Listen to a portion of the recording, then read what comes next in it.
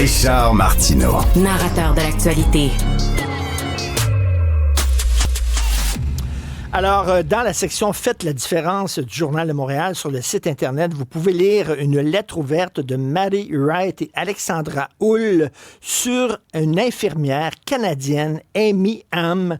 Alors, cette infirmière-là, elle a perdu son emploi après 13 ans de service. Pourquoi? Parce qu'elle a dit publiquement que le sexe était une réalité biologique et qu'on ne pouvait pas le modifier. Même si ses propos ont été dits à l'extérieur de son travail, elle a perdu son emploi.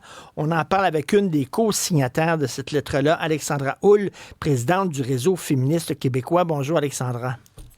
Bonjour, M. Martineau. Bon, donc, elle a dit que c'est pas vrai qu'on peut changer de sexe. C'est ça, là?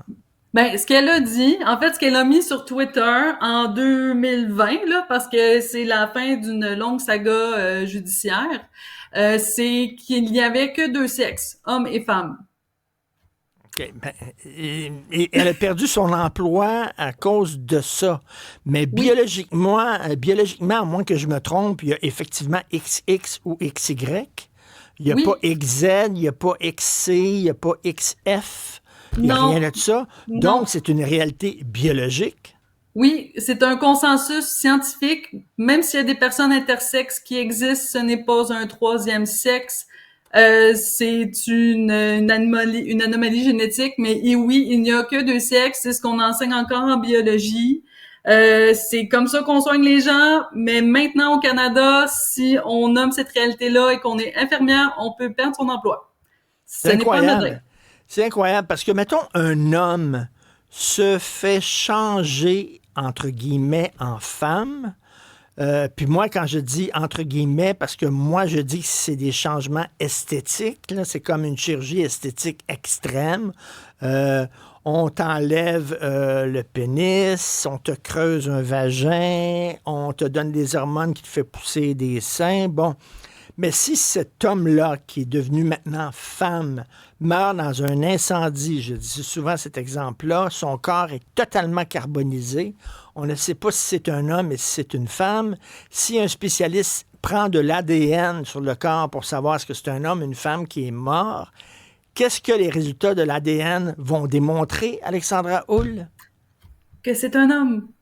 Que c'est un homme. À cause de ses gènes. Oui, à cause de ses gènes, c'est comme ça. Le sexe est biologique, il est binaire. Je crois que François Chapelot, professeur émérite de biologie de l'Université d'Ottawa, l'a dit 50 000 fois.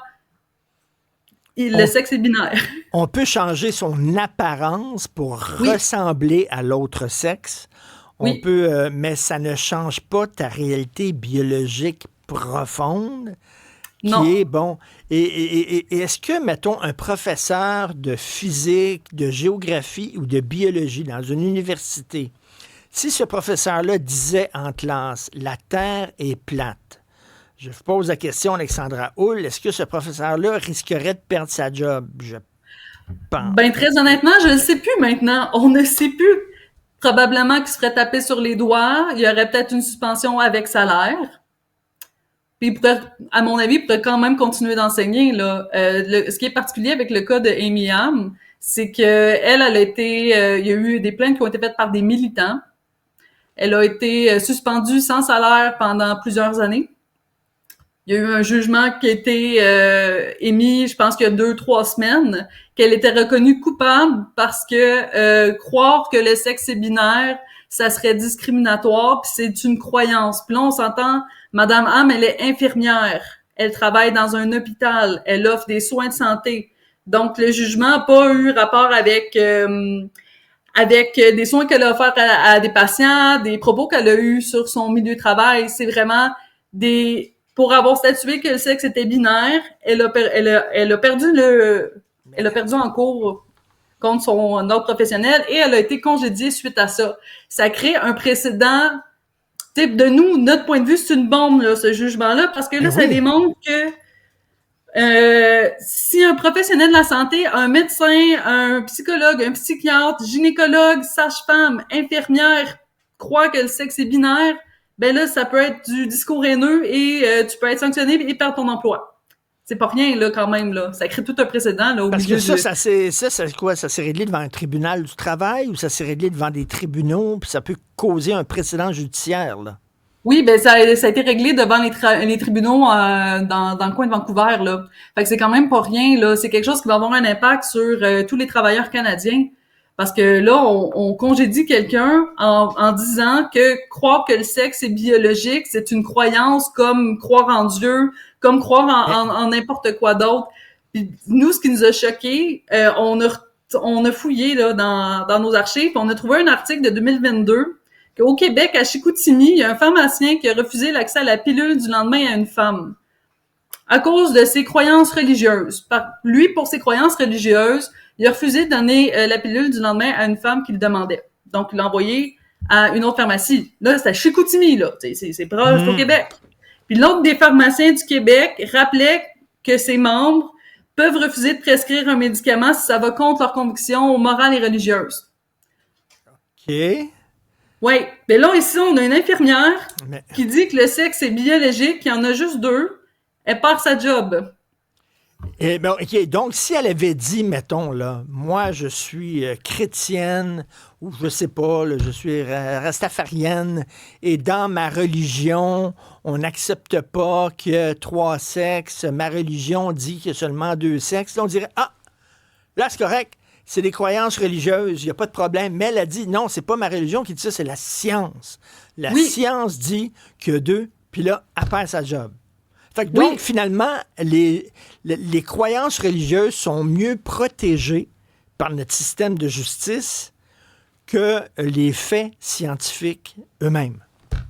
Oui, c'est ça, c'est ce qui est totalement aberrant, parce que tout ça, ça va quand même à l'encontre de plusieurs choses, là. Ici, on remet en question la capacité des professionnels à défendre des positions basées sur des faits et sur la science. Ce qui est très important quand tu vas chez le médecin, tu t'attends à ce que ton médecin te soigne selon la science et la réalité, là, ton corps, ce qu'il est, puis tout ce qui entoure la réalité.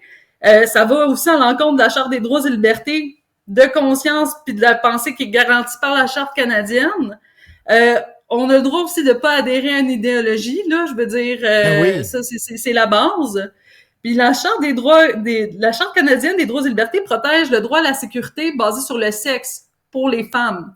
Tu sais, nous, les femmes, on a acquis ce droit-là, c'est marqué dans la Charte canadienne, puis un jugement comme ça, la perte de l'emploi de Madame Ham fait en sorte qu'on vient fragiliser tout ça, là. C'est très grave, ça crée aussi un bris de confiance entre le public et les professionnels de la santé. Si on va se faire soigner à un hôpital qui est convaincu que le sexe, c'est un sentiment qui change dans le temps, comment pouvons-nous faire confiance à un médecin ou une infirmière ou n'importe quel spécialiste qu'on va voir en ses soins?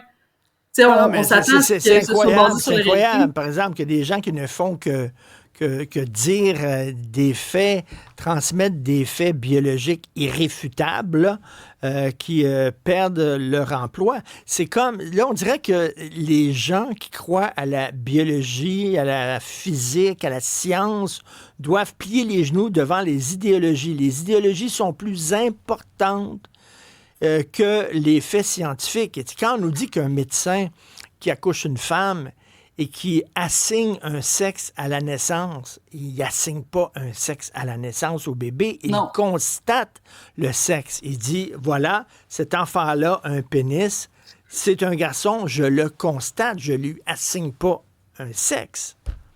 C'est ça, c'est comme si là, maintenant, en 2025 au Canada, on tasse la réalité pour mettre l'idéologie, la croyance. C'est comme ça qu'on traite les gens. Puis je veux dire, ça fait quand même un petit bout que je travaille ce dossier-là. Là. Puis, tu sais, je veux dire, ce qui se passe avec Madame Ham, c'est comme pour nous, c'est comme c'est un numéro de plus dans la longue série de tout ce qui se fait canceller là. Parce que c'est un peu comme la cancel culture.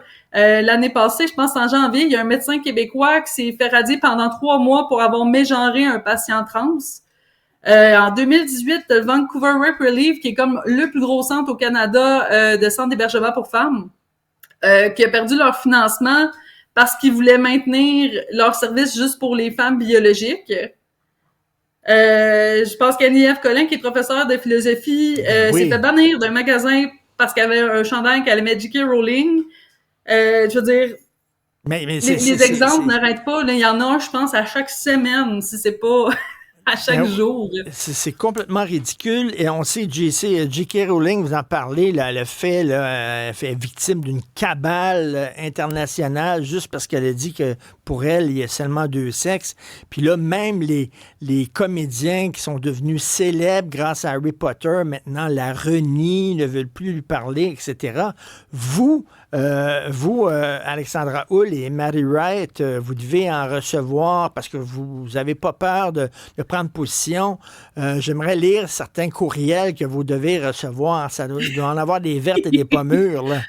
Oui, c'est sûr que nous, en fait, depuis qu'on a créé le Réseau féministe québécois, tu sais, c'est tout jeune notre organisme, là, mais la première mobilisation qu'on a faite à Montréal, c'était le 1er novembre. Puis je crois qu'il y avait plus de policiers puis de militants trans que de gens de mon bord. Parce que moi, quand j'organise un événement, il faut que je m'assure qu'il y ait de la police. Il y avait 6 chars de police. Ah oui? Oh oui, il y avait comme le SPVM nous entourait pour nous protéger, hurlait aux militants que les femmes avaient le droit de parler.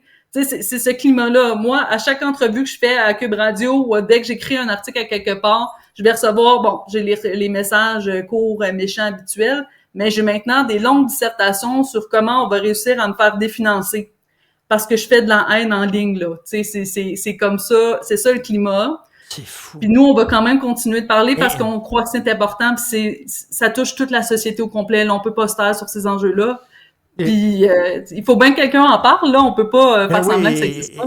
Et Sophie Durocher, ma conjointe, elle est dans le salon, puis elle surfe sur Internet, puis là, je l'entends crier, puis là, je vais la voir, qu'est-ce qui se passe? Mais ça n'a pas de bon sens, la Fondation canadienne du cancer disent plus femmes, ils disent personne avec un utérus, justement, parce qu'ils ont tellement peur, ces gens-là, maintenant. Ils ont tellement peur d'être pointés du doigt que maintenant, ils marchent sur des œufs, puis le mot femme est en train de disparaître. T'sais.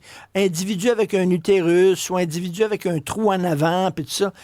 C'est surréaliste, là. Ben, c'est surréaliste, mais en fait, je crois que la grande majorité des gens trouvent que c'est surréaliste. Parce que moi, je rencontre toutes sortes de personnes, je rencontre même des gens qui travaillent dans des organismes féministes, puis le message que j'ai, c'est que nous sommes très courageuses, puis eux n'auraient pas le courage de le faire parce que elles savent qu'elles se feraient définancer.